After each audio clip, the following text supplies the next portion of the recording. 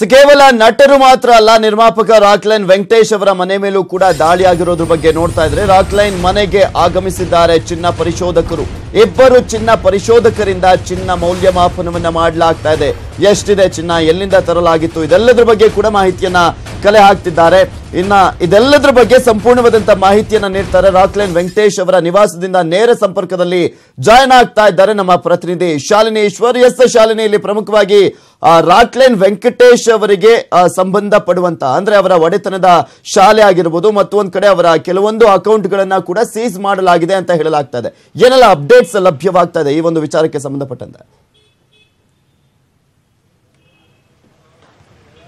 ಖಂಡಿತ ಹೌದು ಪೃಥ್ವಿ. ಏನು ಬೆಳಗ್ಗೆ ಸತತವಾಗಿ 10 ಗಂಟೆಗಳ ಕಾಲ, ಈಗಾಗಲೇ 4 ಗಂಟೆ ಆಗ್ತಾ ಬರ್ತಾ ಇದೆ.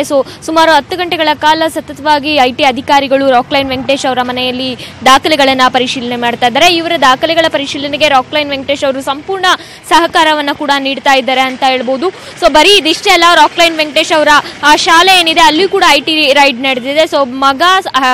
ಮಗ ಮತ್ತೆ ಸೊಸೆ ಮತ್ತು ರಾಕ್ಲೈನ್ ವೆಂಕಟೇಶ್ ಅವರ ಪತ್ನಿ ಇವರಿಷ್ಟು ಜನನು ಕೂಡ IT ಅಧಿಕಾರಿಗಳು ಸಾಕಷ್ಟು ಪ್ರಶ್ನೆಗಳನ್ನ ಕೇಳಿದ್ದಾರೆ. ಈಗಷ್ಟೇ IT ಅಧಿಕಾರಿಗಳು ಏನು ಹಣವನ್ನ ಎಣಿಕೆ ಮಾಡುವಂತಹ ಯಂತ್ರ ಜೊತೆಗೆ ಚಿನ್ನಾಭರಣವನ್ನ ತೂಕ ಮಾಡುವಂತಹ ಒಂದು ಸಲಕರಣೆಯನ್ನ ಕೂಡ ತೆಗೆದುಕೊಂಡು ಹೋಗಿದ್ದಾರೆ.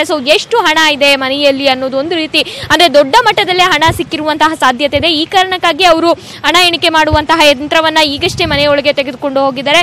ಇನ್ನು ಸುಮಾರು ಗಂಟೆಗಳ ಕಾಲ ಏನು IT ಅಧಿಕಾರಿಗಳು ದಾಖಲೆಗಳನ್ನ ಪರಿಶೀಲಿಸುವಂತಹ ಸಾಧ್ಯತೆ ಇದೆ. ಯಾಕಂದ್ರೆ ರಾಕ್ಲೈನ್ ವೆಂಕಟೇಶ್ ಅವರು ಬರೀ ನಿರ್ಮಾಪಕರು ಅಷ್ಟೇ ಅಲ್ಲ, ಸಾಕಷ್ಟು ಬೇರೆ ಬೇರೆ ಉದ್ಯಮದಲ್ಲೂ ಕೂಡ ತಮ್ಮನ್ನು ತಾವು ತೊಡಗಿಸಿಕೊಂಡಿದ್ರು. ರಿಯಲ್ ಎಸ್ಟೇಟ್ ಆಗಿರ್ಬೋದು, ಶೇರ್ ಆಗಿರ್ಬೋದು, ಹೀಗೆ ಸಾಕಷ್ಟು ಬೇರೆ ಬೇರೆ ಉದ್ಯಮಗಳಲ್ಲಿ ತೊಡಗಿಸಿಕೊಂಡಿರೋದ್ರಿಂದ ಇನ್ನೊಂದಷ್ಟು ಕಾಲ ಸಮಯ ಅವಕಾಶ ಬೇಕಾಗಬಹುದು ಸ್ಪಷ್ಟ ಮಾಹಿತಿ ತಿಳಿಯೋದಕ್ಕೆ. ಪೃಥ್ವಿ, ಓಕೆ, ಥ್ಯಾಂಕ್ ಯು ಶಾಲಿನಿ ನಿಮ್ಮೆಲ್ಲ ಡೀಟೇಲ್ಸ್ಗಾಗಿ. ಇವರೆಗಿನ ಸುದ್ದಿ. ನಾನು ಪೃಥ್ವಿರಾಜ್ ಹಾರ್ನಳ್ಳಿ. ನೋಡ್ತಾ ಇರಿ News 18 ಕನ್ನಡ. ಜಾಲ ನಮ್ಮದು, ಬಲ ನಿಮ್ಮದು.